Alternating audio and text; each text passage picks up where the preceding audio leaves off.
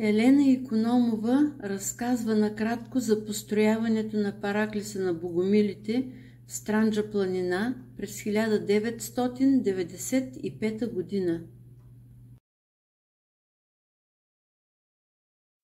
Че има такъв параклис в Странджа планина и човека разказваше, този, който е сънувал сън.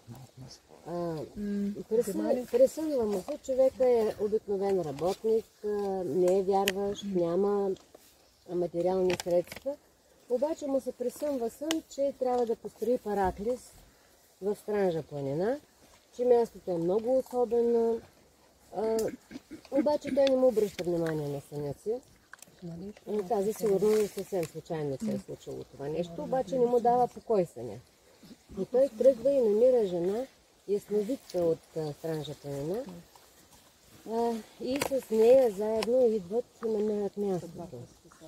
И той вижда, нали, че това, което тя му казва, трябва да бъде в тези дървета.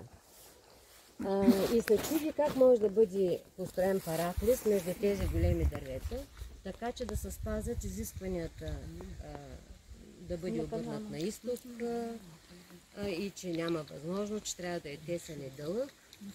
И така решават да отидат при Леля Ванга. И Леля Ванга им казва, че на това място богомилите са извозвани с кораби от Европа, костират на брега и са идвали, са ги водили до тук и тук са ги изгаряли. И че е имало по нейните думи между 55 и 60 хиляди богомила, които са изгорели.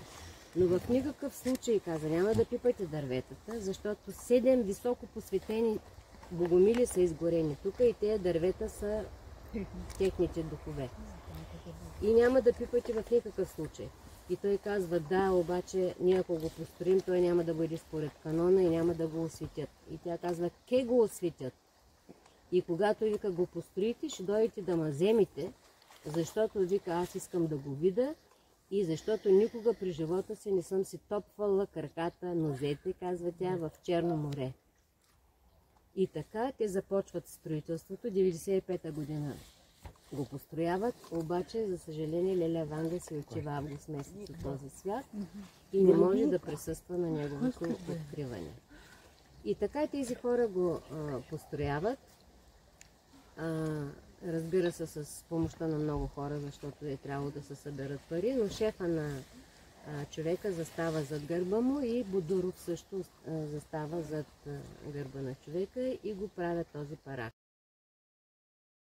И така, едни такива чудеса се случват, когато се съберем тук. Имаше една ясновиждаща от Сливен, мисля, че беше. От Стара Загора ли беше? И когато чистихме, тя се приближи и каза, искам да ви кажа, че свети Иван Рилски е тук в момента.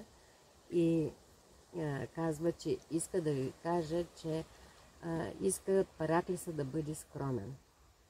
И аз казвам, това е нашата цел, защото виждаме, че не е необходимо да бъде луксозен, просто целта ни е да може да го съхраним. И така, затова съм ви безкрайно благодарна за това, че сте тук и че се отзовахте.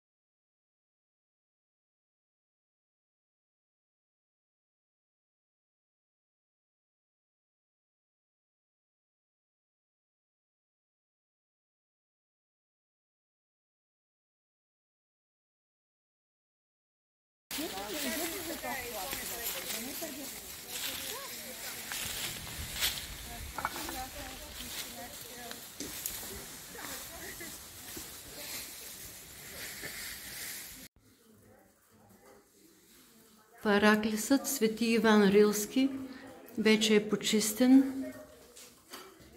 Изпрани са перденцата, подредени са иконите.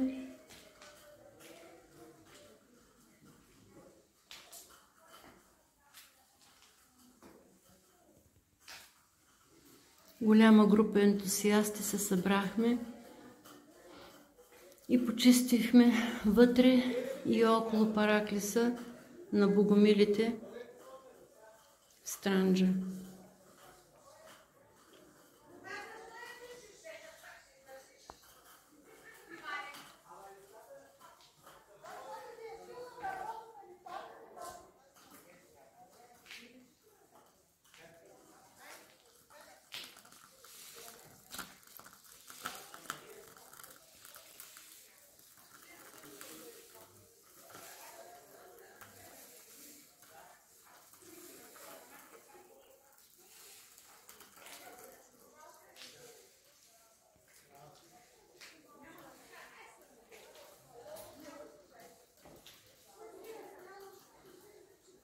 Свети Иван Рилски.